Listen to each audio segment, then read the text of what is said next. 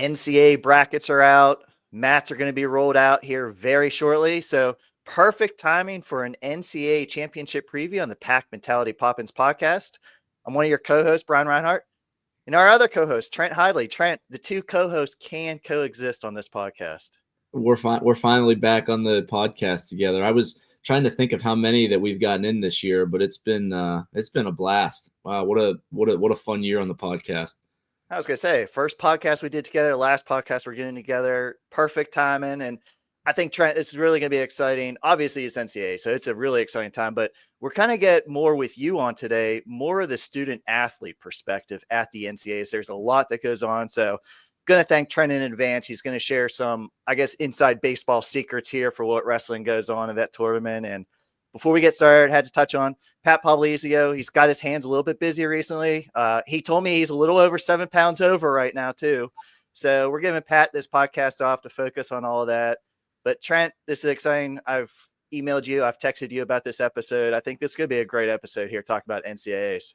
Yeah, it's what a fun but exhausting week coming up. I think for not just the wrestlers but fans and coaches. It's this is the best week of the year in terms of college wrestling. There's so much buzz around it, especially leading up with brackets being released and talk about seeds and some controversies. It's just everything comes together and it's very exciting right now. No controversy on the Pack Mentalities Pop-In podcast. We all keep it very, PG, normal, but very busy. We're going to go back to ACCs just for a second. You had a unique perspective. You weren't wrestling for the first time, I believe, in 12, 13 years at ACCs, as some fans would say, but you're on the broadcast. Friend of the program, Sean Kenny, great broadcaster, great guy. You guys were teamed up. Just how was broadcast in the ACCs for you this year? It was a lot of fun. You mentioned Sean. He is so good. He's one of the best, and not just the ACC, but across the world. Like he is such a professional, and he made it really easy, I think, for me to kind of just discuss wrestling and try to kind of give an inside look at what guys are, not just positions, but kind of what guys are feeling mentally, physically, emotionally in a tournament setting. So that was a lot of fun. I got a ton of experience competing, and then to try to put that in a way for viewers to get an understanding of what these guys are going through, I think is really important. And I think it helps the sport and helps people get, a better understanding of what's going on. So now Sean's awesome. He does such an incredible job, and just the producing crew as well. They've really set me up to do well. And I was learning a lot on the fly, right? Like I did 2 matches earlier this year with App State and Utah Valley, gained some good experience there. And then, you kind of get thrown right into it with ACCs, and what better way to learn than just to do, so I think just getting that experience, especially leading up to NCAAs, is huge.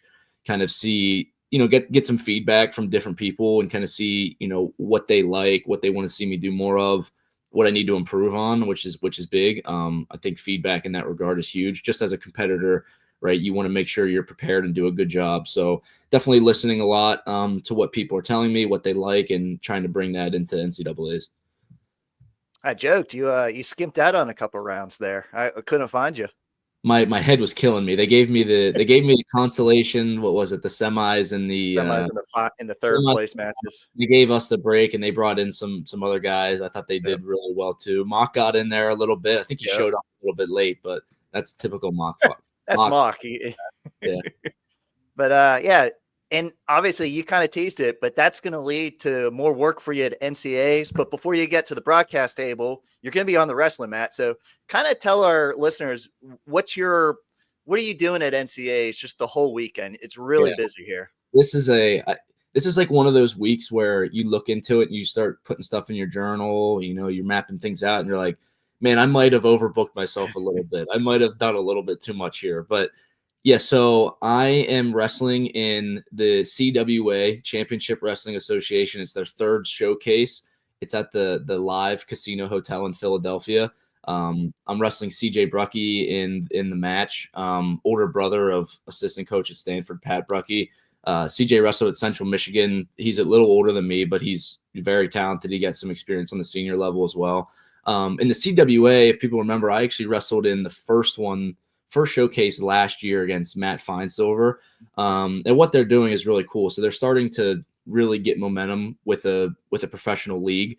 It's folk style wrestling. It's 3-minute periods. So it's really, they're trying to elevate it to post collegiate pro league. Mm-hmm. So it's a great opportunity for me to get on the mat again, especially leading up to the US Open, even though it's folk style, getting another rep in with getting my routine in place and, wrestling a good opponent before NCAAs. And I think, them kind of capitalizing on a lot of people being in Philly for NCAAs and bringing that together the night before will be really cool. So super excited about this. I'm going to drive up on Tuesday. They're doing a weigh-in Tuesday night. The wrestling will start Wednesday night at 7 p.m. I think I'm the last match, so probably around 8:30ish. And you can obviously get tickets there. It's a really fun time. There'll be some good matchups. I think there's 6 matches in total, so it's a cool style of the card, right? 6 matches, all post collegiate guys. So super excited for that. And then quick turnaround, right? Thursday and Friday, I'll be doing the Matt Cast on ESPN with Shane Sparks. And essentially what Matt Cast is, this is a perfect opportunity. If you're a diehard wrestling fan and you love to watch NCAAs, this is what you want to tune into. It's going to be basically 8 mats that we're covering the entire, session on Thursday morning, Thursday afternoon, Friday morning, Friday afternoon.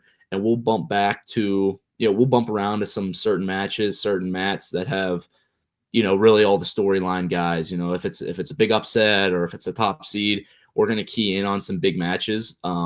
And my job really as an analyst is to give these viewers an understanding of what's happening in the matches, give them an inside look at how these guys are feeling mentally, physically, emotionally throughout the tournament setting. And Shane is obviously one of the best in the business. So it's going to be a lot of fun. I was going to say, this is your first year away from NCAAs.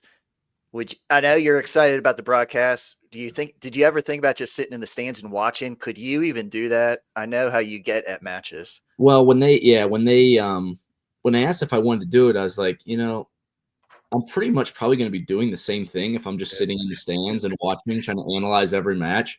So I might as well, put it to good use and get on the broadcast for it. So I'm excited for it.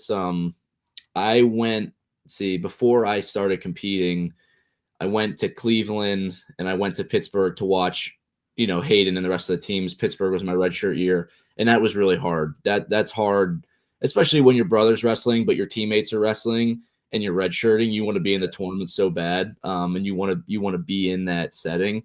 But I got 4 great tournaments experience there, so I think it'll be good to kind of take it in as a fan. Obviously, definitely gonna make me want to compete there. But I'm excited to kind of see how the NC State guys perform. Going to turn to NC State now. ACCs happened last weekend. You had about 2 weeks off here with an extra weekend. I know they go up to Philly early, but as a student athlete, what is training like between the ACCs and NCAAs? Because you guys, they've been in this for months, and this is the biggest tournament of the year. So they had to get a little bit of rest. But take us through, what was your training like between the 2 tournaments here? Yeah, the break between ACCs and NCAAs, it's kind of the perfect timing to hit your final priming or peak phase, right? You're already in really good shape. You don't really have to train super hard. A lot of it kind of turns to individualized attention with the coaches to the 10 guys that are going, or, the 10 guys that wrestle in ACCs and the national qualifiers. So it's a lot more individualized work. The workouts are a lot shorter. Oftentimes, you'll probably, with ACCs on Sunday, you probably take Monday off, wait until your body feels good. And then really that week is, you have 3 or 4 days to kind of make that final push. So a lot of it is short workouts. Typically you don't go over an hour. You get in, you warm up, you get your drills in, you might get a little bit of live in, you get a little bit of conditioning. But like I said, you're already in such good shape. You're really focused on, injury prevention, making sure that you feel good, and getting, using that data from the ACC tournament or the conference tournament to tweak just a couple of things, some small details that you want to change for NCAAs. And then as you get through, probably Friday or Saturday, you really start to taper down, get yourself ready to travel. And then, at the point when you travel and you get to Philadelphia, you're not really doing much hard, intense workouts. It's kind of starts to turn to weight control, getting your weight down, getting adjusted to the arena, the hotel, all that kind of stuff. So the bulk of your work, right, is already completed up into the conference tournament. And then you take some feedback from the tournament, take some data, rewatch the matches, see what you have to do. And then those, 3 to 4 days, you kind of make that last push until you start to taper down to get ready. So the Wolfpack is back in Raleigh, still training. We're a couple of days away from leaving. Brackets came out. I'm a big bracket guy, basketball, wrestling. I love brackets. I love brackets. I love it. NC State, excuse me, is taking 8. But I want to ask you, do guys look at brackets? Did you ever look at the brackets when they came out? I loved the brackets. I loved analyzing the matches. I loved the seed stuff. And, I think some people kind of tell you to stay away from it, but I was just such a big wrestling fan that it didn't feel like it overwhelmed me, looking at it. I loved it so much that I certainly enjoyed the bracket reveal and seeing, where guys ended up and kind of what my bracket looks like. But I don't feel like it got to a point where I was, consuming myself in it and worried about what my draw was or anything, because if there's anything you can guarantee at NCAAs, it's that the matchups never go how you think they are. Like, you'll see guys that are 3 or 4 seeds being complete dogfights that you would have never imagined. Okay. So it's like you have to take everything with a bit of grain of salt and just really focus on yourself. But yeah, I love looking at the brackets. Some guys, like, I can guarantee you Derek Fields wasn't looking at the brackets. It's just, different guys have different perspectives and attitudes for it. And I think some guys, it's good for them to know kind of who they're wrestling and what they want to do. And then some guys, it's good to just, go out there and perform. And it doesn't matter who it is, because they wrestle better when they're free. Did you ever fill out a bracket for your own weight class? Oh yeah, I do. I do all the championships and all the constellations too. It's crazy. Last year, I was talking to Hayden about this. It's pretty incredible what you can come up with when you're filling out those brackets and some of the wins that you can convince yourself of. Last year, I had NC State having like 6 guys in the finals, and I had us winning the team title. It didn't quite go that way, but it's always fun to do. How about when the brackets come out? Last year, you had ACC guy right away. I know every wrestler's different. Did you like wrestling a guy or did you like wrestling somebody that you've never wrestled before? I don't think it necessarily mattered too much to me. I will say, like last year, wrestling all the ACC guys, I had tech fall to all of them, and I felt really comfortable that if I had to wrestle them again, that I could do really well. So if it was a first or second round match, I didn't think it was an automatic win, right? Because anything can happen, but I got a lot of confidence knowing that I had performed well against them. I actually didn't tech fall the UVA guy. I won by 14 points, and it really pissed me off. So I was actually, when that matchup came up, I was like, oh yeah, I can get this one back.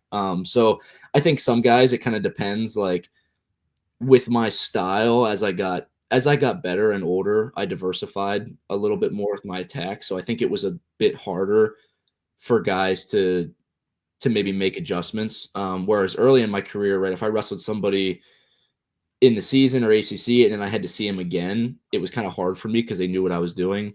Whereas I feel like I did a better job of diversifying, last season. So where I could, wrestle guys multiple times and still continue to score points. But it's different, I think, for everybody. Some guys in the ACC you lose to, and you're like, I really want to get that one back because you have a feel for it. So it kind of depends, I think, how the regular season matches go and just matchups in general. And I think it benefited NC State this past year at ACC. Some of those guys reversed the decision, but I know you didn't experience this, but what on the reverse end, what are you thinking if a guy teched you during the season and you see him in the first round? Do you you feel like it would be a little bit more nervousness in that regard? I actually think that it gives you a lot of freedom. You look back at the 2018 tournament when Tariq Wilson got teched by Cade Brock in the dual meet, and then he came back and I think he might have majored him. Yep. And I think it gives you, and that's kind of an extreme example, right? That's one that happened for us. But when you lose to somebody, especially if it's, maybe not your best match, going into the match that 1, you're not favored, 2, nobody really expects you to win. So I think that actually gives you a lot of freedom to go out and compete really hard, knowing that, I just got to do my best. And even though I'm not favored, I still, I can give myself a chance to win. And oftentimes when you wrestle like that, you perform a lot better. So I don't think it's necessarily a bad thing, when you wrestle somebody and maybe you have a bad match, you're getting a crack at them early because they're the guy that is expected to win. And some guys really, it's hard to deal with that pressure, especially at that tournament of, being expected to win. Going to NCAAs now.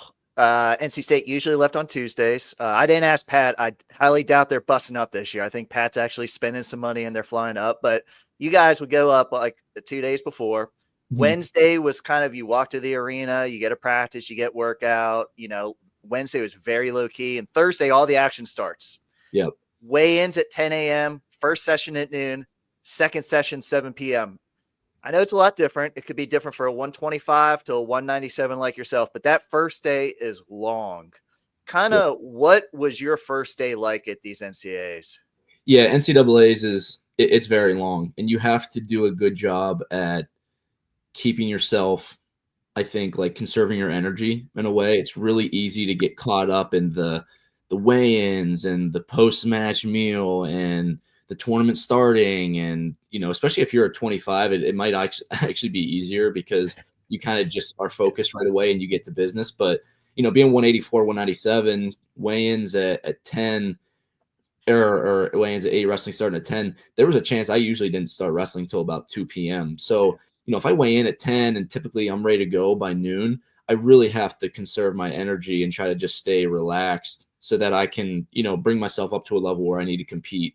And usually, for me, we would weigh in, we'd get our breakfast, refuel, and then I'd go back to the hotel usually for 2 hours or so and just really relax, like just get with the guys and just kind of chill.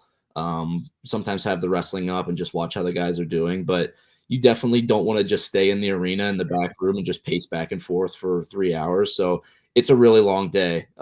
It's actually the transition from wrestling, and then you kind of finish up and you get ready to go back in the afternoon. That's a little bit easier because it's a little quicker.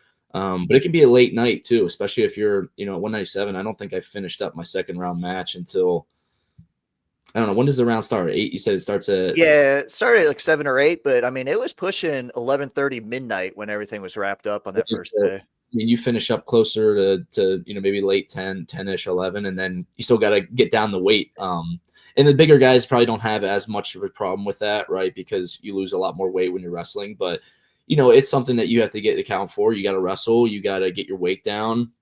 You got to eat dinner. You got to refuel a little bit. And then, you hustle back to the hotel and try to get some sleep and get ready to go again. So it's not an easy thing to manage. And I think that's where the experience of being there is really beneficial, of knowing, last year, if I was there and I maybe got caught up in the tournament too much, I have to do a better job at managing my emotions, staying away from the action a little bit so that I can perform better. It's just experience is really important for that tournament. I was going to joke. People used to say Sean Fowles, between that second session, he might be up to about 150 pounds, but people forget you guys had to cut weight after that second session. Yeah. Did you have any long nights, or was it a pretty decent weight cut for you? How was going to bed that first night?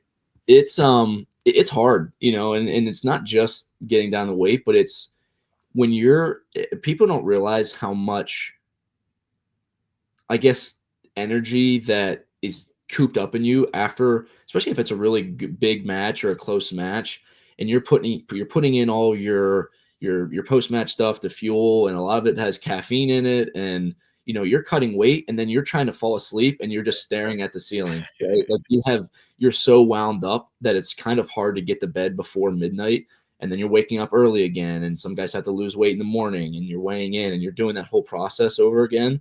So, and that's, like I said, the experience of knowing yourself and understanding what you need to be able to come back down and rest when you can and bring yourself back up is super important. But it's crazy. It is a very long day. And if you get caught up in the hype and the attention of everything, 24 hours really, really feels long. And it's a long day, but there's only 2 matches because every wrestler is only going to have 1 match in that first session, 1 match in the second session. It's not like the other day. So there's only 2 matches, and you could be people are at that arena for over 12 hours. Yeah. Yeah, it's a lot. And that's, you want to put yourself in position in a bracket where, you can take care of business in the first round. And obviously the second round gets a little tougher, but that first day, if you can minimize the stress on your body as much as possible, it really helps for Friday. And just going over the schedule there, I want to give a quick shout out the support staff that travels with you guys. There's great support that here in Raleigh, great support that travels. I don't think people realize the effort that it takes. Obviously, you got all of your coaches, team administrator, Bren Bouchard, executive director of the Wolfpack Club. I want to give him a shout out first of all, because he was at ACCs. Yep. He's on the wrestling committee, which is great. He has really embraced wrestling, but being in charge of the Wolfpack Club on Sunday, NC State made a change in their basketball coach. Yeah. So he was a little busy on the phone, had to take some calls, but he was there the entire wrestling mat, and he has just fallen in love with wrestling. And I know you've gotten to know Ben pretty well, but as a sport administrator, he really supports his program. Ben's been awesome. And there is, especially being in wrestling, you don't really expect people to invest in you that much just because you're kind of used to just kind of, being expected to do well and not have to put a lot of effort into you, which is a good thing. But Ben has been really, really great. And I know that he means a lot to the guys on the team, and it means a lot to us that he puts the effort in that he does. And I think it's really helped us excel. So yeah, Ben's been awesome for us. And also you have the equipment room is tremendous. Strength and conditioning is with you guys 12 months a year. Sports psychologist, that position has really had an influence on the wrestling program. I mean, since when I started to now. Academic advisors, you guys do still go to school. Director of Oss McKenzie, she is great. She kind of gets everything all together. Great group of team managers. They have always been with the NC State traveling, taking care of you guys. Multiple team trainers now, a team doctor travels, an SID, a videographer. And then you have red shirts and backups that travel with you guys. And I don't think a lot of people know that some guys travel and don't even wrestle. So what's kind of their role during the NCAAs? Yeah, that's not an easy thing for a red shirt or a backup to go, especially if you missed out on the tournament. That's one of the hardest things as a competitor is watching people compete in the tournament that you're not in. I experienced that as a red shirt, and backing guys up that first year and warming them up. It's you get really antsy, but there's also a level of pride that you're there and you're helping the team and you're getting guys prepared. And really they're there for kind of just as a mini manager / coach, right? And a lot of these guys are best friends, and it's important for them to have guys that they trust in their corner. If hey, I need to get a warm up real quick, or hey, can you go get me a bottle of water, or hey, I need to lose 0.5 in 20 minutes, or hey, can you get the ice bath set up for me tonight? Just little things like that. They're very valuable to guys on the team when they're there. And you mentioned all the support staff. It's a 12-month effort, and they oftentimes don't get a lot of praise, I think, because the guys are on the mat. They're the ones wrestling, but they give us a ton of support, and it's definitely not possible for it to go as smoothly as it does without all their help. Now I think we're going to get to it. A little NCAA preview. I don't know how much into bracket talks matchup we'll get into, but I peppered in some questions about your experiences too. But going to start at 125. NC State's highest seed, Vincent Robinson's the 4. He was the ACC runner-up. I think before we get it talking about Vince, and I want to ask you, all you wrestlers, you guys all went to Super 32s, you went to Ironman, you went to Fargo, but this is NCAAs. Yep. What was your first experience there wrestling? Was there a nervousness factor? Was it just another tournament? How did you balance that? It was maybe a little easier for me because the first time I was there was when there wasn't a ton of fans. And it was, I was like, man, I've been in bigger tournaments than this. It's definitely a really cool setup, but it's easy to get caught up in the glamour of it. And one thing I tell the guys is, when you're getting ready to wrestle, try to just really focus as much as you can on just competing. And then after the match, you can kind of take in everything and look around and see the lights and stuff. Because if you do that before, it kind of throws you off a little bit. But it's very exciting. And you said, like, all of the guys here have wrestled in super big tournaments before, national tournaments on big stages. Some guys have wrestled overseas. So it really doesn't, it's nothing that they're not familiar to, but you have to be conscious of, putting yourself in, staying in the present, focusing on what you need to do to compete, and then kind of take in the atmosphere after. And 125's kind of been a wide open weight this year. There's probably maybe up to 7 guys that you presumably could take it. And obviously, Vincent's one of those guys, but he ran into Ventresca again, who one takedown, lost in overtime. But you've seen Vincent a lot this year. I think you had a lot of his matches at ACCs. How can he open it up a little bit more in NCAAs and make a run deep into his bracket? Yeah, and that's going to be the key for Vince is opening it up a little bit more and stringing attacks together. I was talking with him a little bit about it yesterday. You know, you want to start early in a match, and a lot of times when you're wrestling, if you feel things out for a minute or two, it makes it really difficult to turn that pace on midway through a match. Whereas if you start it right away and maybe you pop off and attack in the first 20 seconds or so, even if you don't finish, it gets you into that pace and the rhythm of attacking and looking for points. So that's what we need to see out of Vince is a lot more fakes. His misdirection attacks are really good, chaining those together, and it may take, 3 or 4 attacks. But once you get in the rhythm and get that first takedown, you really start to feel good out there. So I think Vince is in a really good position. Obviously, he's the 4 seed. He'll wrestle Joey Cruz first round, who is a guy from Iowa, a little bit more defensive. So that'll be a good opportunity for Vince to get his offense going. And then, if you look ahead, that next match, either McCrone from Ohio State, who's kind of lanky and good on top, and Mark Anthony McGowan from Princeton, hasn't really been tested a lot this year, but is one of the young talents there. But I fully expect Vince to open it up and put on a show. Going up to 126, man. 133, the 26 seed, Kai Arini. He started at 141, went down to 133. I think that's why his seed is so low. I mean, he's a 2-time All-American. I think outside of Tariq Wilson, he might be NC State's second biggest Mr. March. He just put it together. But as the 26 seed, he's going to have a rough road if he wants to get back to All-American honors. Yeah. I think Kai, I saw somewhere earlier, I think Kai might be the only 2-time returning All-American that's like that low of a seed at 26. But the best part about Kai is that he doesn't really care, right? He doesn't care about the seed. He doesn't really care who he's wrestling. When he's on, he's on. And I think this year with him starting at 41 and coming back down, he didn't get as many matches or wins to, 1, allocate a spot, or 2, kind of set himself up for the record and stuff to be ranked high. But when you watch his semifinal match, and honestly the finals match at ACCs, I thought that was his best wrestling so far. And it's good for him to get that going into NCAAs as a little bit of a confidence boost. Like, okay, I'm back where I need to be and I can compete with anybody. He wrestles Bouzakis round 1, who he's wrestled before. People remember that crazy Ohio State duel last season. He got pinned kind of early. But, and Bouzakis is a pretty high octane guy, has struggled a little bit in the beginning of tournaments. So I think if you're going to see him, you want to see him early. And that's kind of what Kai's vibe is. So it's a good opening match for him. And then, if you win that, it really sets you up well for a good run. Something with Kai, I heard from a pretty reliable source, it was a little close at weigh-ins for ACC, So Kai's been coming down. How tough do you think his weight cut is? It's hard, and it's hard for everybody, especially being a 6-year guy.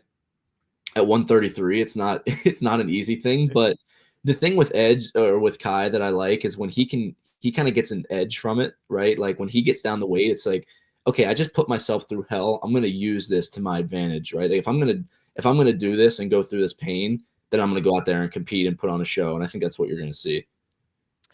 141, the pack isn't taking a representative, but I did want to mention Troy Homan. He had a very interesting season. Started down at 133, moved up to 141 very late in the season, and he was so close to getting that allocate. He didn't get the allocation, but he almost stole a bid.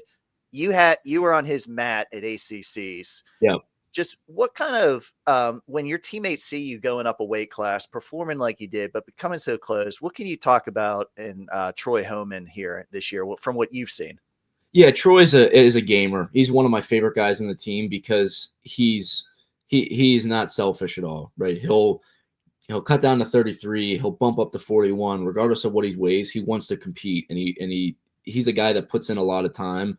And a lot of the guys on the team just respect him so much for the role that he's played. And it ended up he got an opportunity in the Stanford duel, and he beat a pretty highly ranked guy, and that kind of solidified himself in the spot. Yes, he was undersized, didn't have a ton of experience, but he's someone that's going to compete, as hard as he can when he can. And that's really what you want out there.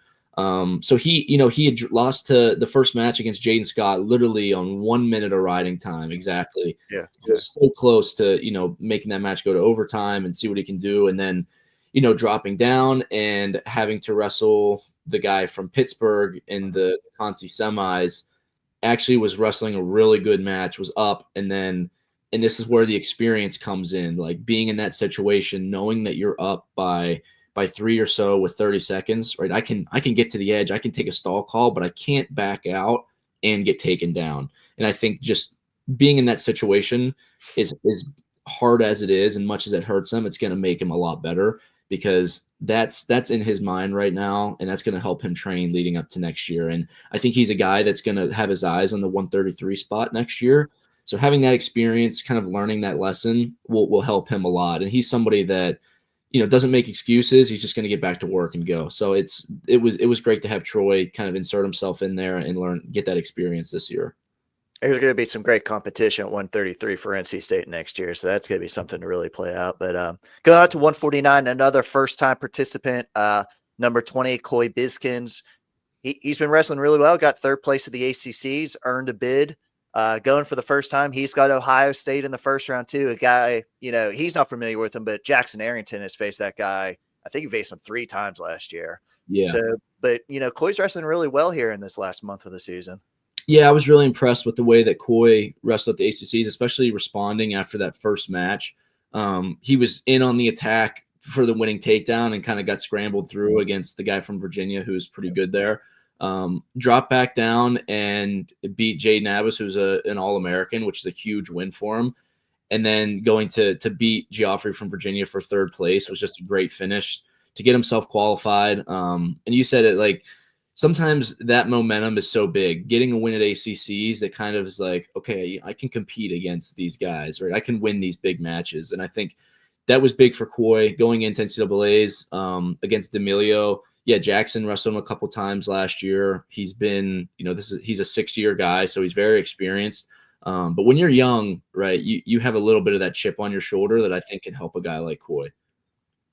Going up to 157, I did think Kai's seed was going to take a little bit of a hit, but this seed really surprised me. Ed Scott down at number 22. I felt like that pretty low, returning All-American. We know Ed has gotten so much better as the season went on. He banged up his shoulder a little bit, might have affected him in the final, but Ed has been in the NCAAs for many times. This is his last go. As an athlete, is there more added pressure on your last time? No, I don't think so. And, you said Ed's been improving. He took the loss in the ACC finals to Hippolito, who's been wrestling extremely well, and is really big. Like Hippolito, I thought was really big, and he just did a good job of controlling Ed in those positions. But Ed's a guy similar like Kai, like he doesn't care where his seed is, and I'm not even sure if he probably has even looked at it or knows what his seed is. As far as he's concerned, he's the guy that people have to beat to win that tournament. And Ed's been there before. He's made the podium last year. He lost in the round of 12, so there's a little bit of motivation for him to get back and get on the podium. I actually, out of almost all the guys on the team, I love Ed's draw the most. I think that he's, the guy in first round is very solid. I think Ed can get his takedowns and use his top game to win. In a match between, probably Ryder Downey, who he's beaten twice before. And that means something, right? So I think, wrestling a guy that, Downey's a 6th seed.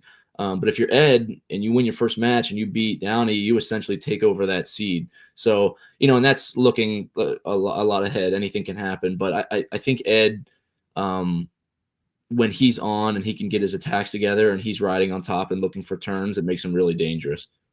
I know at previous tournaments, Ed Scott bonus points have been huge in the team race for NC State. So be nice to get that out of him. Someone you're very familiar with, Derek Fields, going back for a 2nd straight year.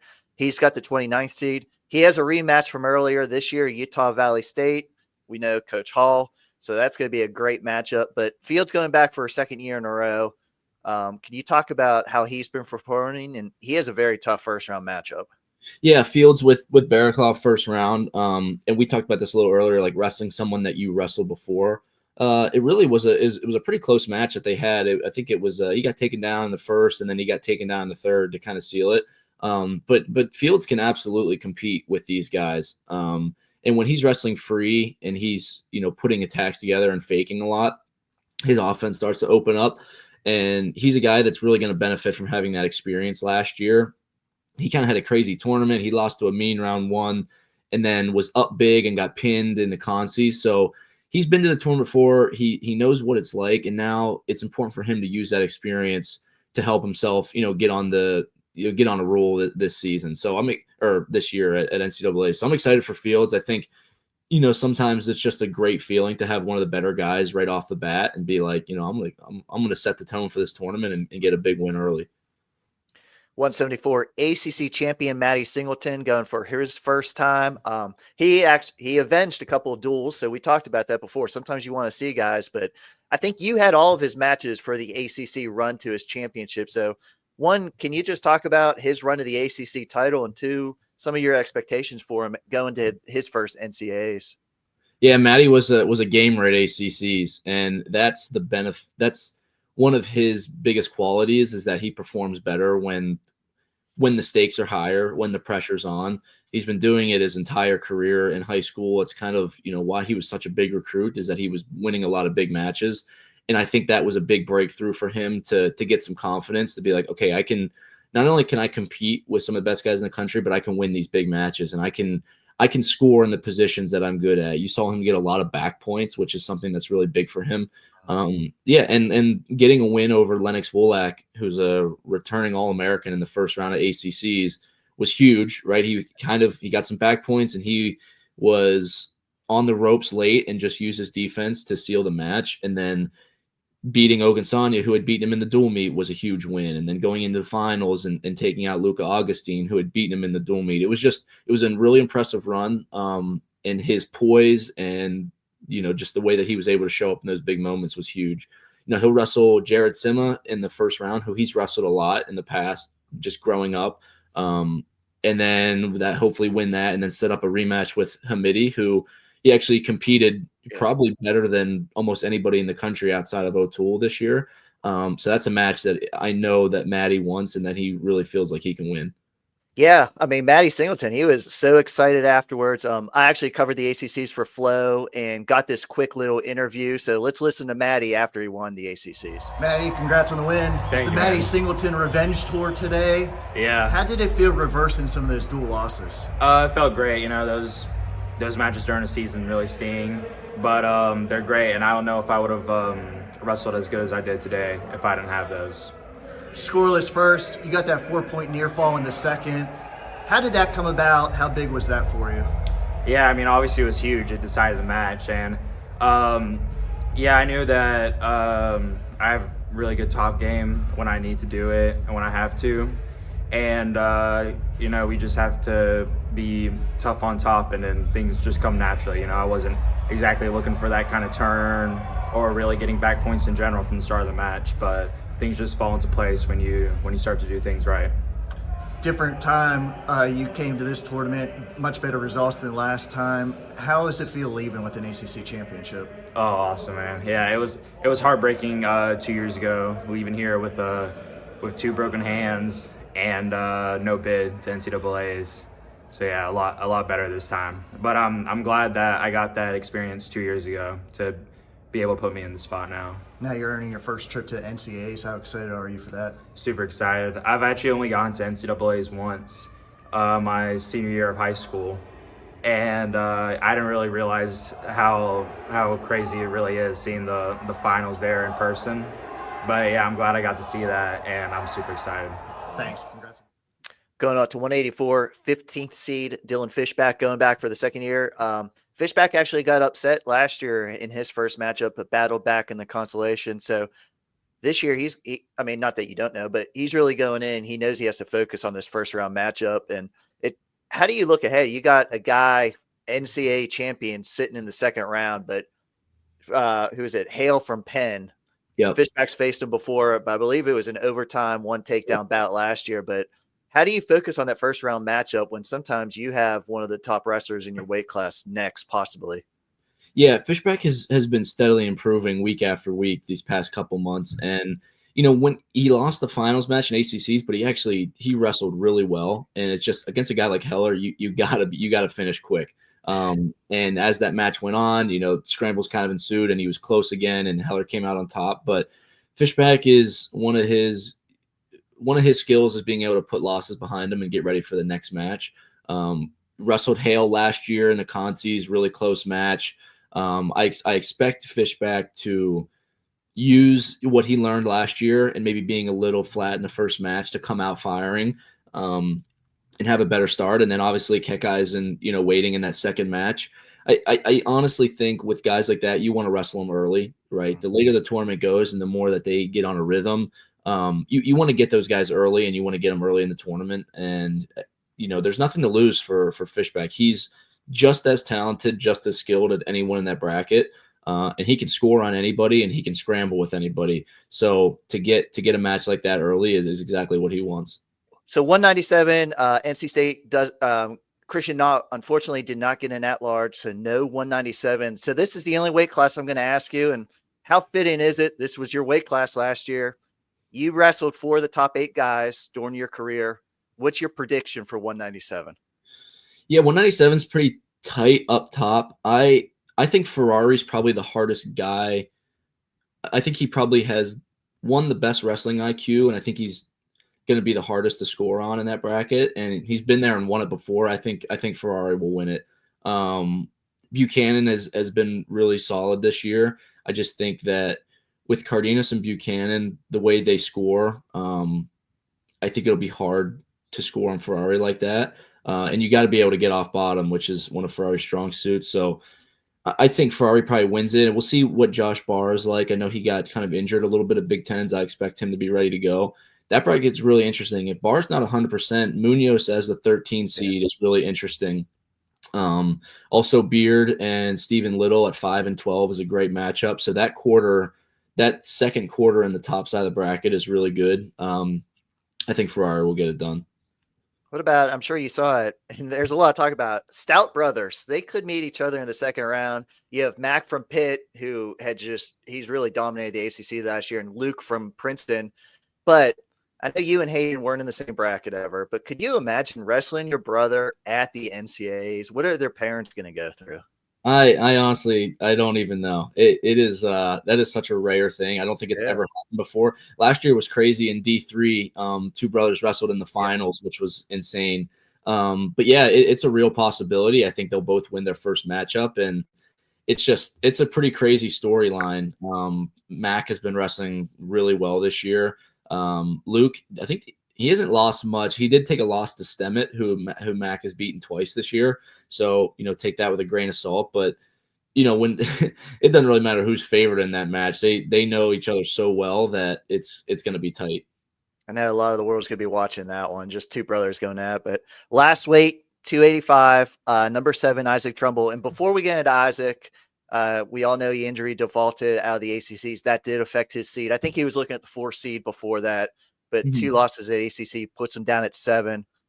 You guys train for months for this tournament, if not a whole year. If you go in injured or another circumstance, there's nothing you can do. You have to go out there and wrestle. So did you ever deal with any adversity at NCAA? I know the answer to this, but I'm setting you up for a softball here. Yeah. You had a little adversity at the NCAAs where something hit you, but you have to deal with it. So how is it going in if you are injured, if you are sick?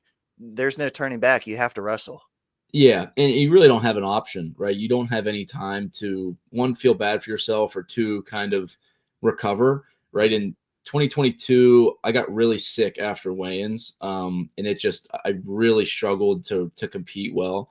In the next year, I really hurt my neck, and you never really know what you're going to have to go through, but you can assume going into the tournament that you're going to have to get really tough and gritty and grind through some positions. And I think talking about Isaac, going through some adversity at ACCs, I know he's feeling better already. And I know that he honestly likes where he's at. I think in the bracket, he's wrestled Ming before. He's wrestled Pitzer, obviously, twice.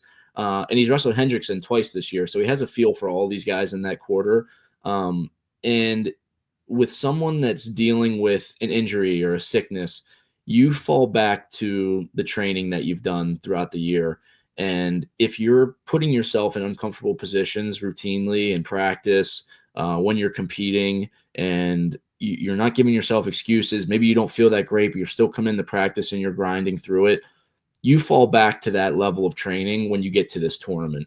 So you kind of, you want to feel great, but you also expect to have to get really tough and grit through some positions and situations that you don't want to deal with. And everybody else is really dealing with stuff too. So I think it comes down to your level of training that you put in leading up to this tournament. You fall back to that when things get hard. So I think, with Isaac, he's one of the hardest worker in the room. He's extremely tough and he does all the right things. So, when he's there, he's not going to, worry about having excuses for himself. He's just going to focus on what he has to do to win matches. And really that's what it comes down to, is how can I get through this match? How can I get the job done? I'll figure out how I feel after, but my focus is getting more points than the other guy at the end of the match. Maybe a general question, and you don't have to talk about individuals, but what does NC State as a team have to do to get some All-American honors, to get another top 10 finish? What do you see from ACCs that they have to improve on, or what will be the biggest benefit going into NCAAs for this team? I think part of it is just mentally just being fearless, right? They're not really expected to have a great tournament. A lot of guys aren't expected to win big matches. You have to have a lot of pride in yourself and just be like, I'm going out there and I'm setting the tone and I'm making a statement. And my goal is to be a national champion and All-American. I got to go out and take it. And I think it starts with really the first minute of each match, like going out there and setting the tone, getting to offense, taking risks, not being afraid to mix it up. And if guys do that and they wrestle as hard as they can, they're all extremely talented. They've all beaten really good guys before. And if you can be fearless and have the attitude that you have a chip on your shoulder going into that tournament, you can make a lot of noise. And I think if you have, 6 to 7, 8 guys doing that, you really put yourself in a position to do well. Trent, this was a fun episode. Ever since I left NC State, I take off Thursday and Friday and I watch as many matches as I can. I got it on the TV. I got it on the computer. Obviously, I'm a little biased. I love following NC State still. Exciting time. Are you going to be it's going to be a little tough for you to follow the Wolfpack with all the things that you got going on this weekend, though. It will be, but I always got my eyes on the guys in red. I know when they'll be wrestling. Hopefully, I'll get on some of their matches and cheer them to victory. But it's going to be fun. You said it's one of the best tournaments of the year. It's an exhausting 3 days, not just for the wrestlers but for fans as well. So if you want to watch, tune in. I'll be on the Madcast. I'll be making it fun. Just remember, before you blow up even bigger than you are here in your broadcasting career, the pack in whatever this podcast name, it's where we got started here. Now it's great to see. I mean, fans really love, obviously you have a great perspective, but you know how to articulate stuff. And cause there's a lot of people, they might turn into wrestling and they don't understand wrestling. I still don't understand all of wrestling. So I know all you broadcasters, you're just trying to explain wrestling a little bit more to us fans. Yeah. And I think my rule, because I know wrestling so well and I've been doing it for so long, I have the perspective of what the wrestler's feeling, but I also have the perspective of what these refs are calling. And I understand both sides of it. So trying to kind of bridge that gap and give viewers an idea of why did the ref call this? What is the ref looking for? But also, what do I need to do as an athlete to make sure I'm getting the points, I'm not getting called for stalling, all those things. There's a lot of intricacies from it, and just kind of leaning on my experience, trying to put that into easily digestible knowledge for fans to watch. And then also, just giving an inside look at what these guys are feeling, I think is really important. And I think, I did get a lot of good feedback from ACC. Sometimes I speak a little quick. So trying to slow down a little bit and just match the energy of the situation is good. And I really got some funny there. Honestly, I got a lot more feedback from Virginia Tech fans saying that, as much as they hate me and they want to see me do bad, they kind of enjoyed it. So that's always fun too.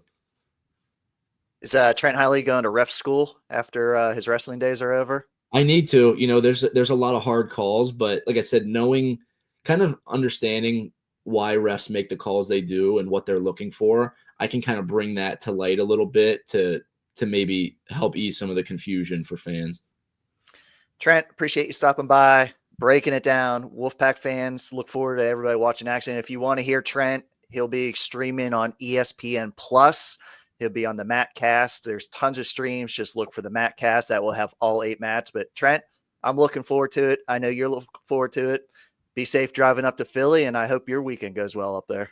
Let's get it. It's going to be awesome. Can't wait.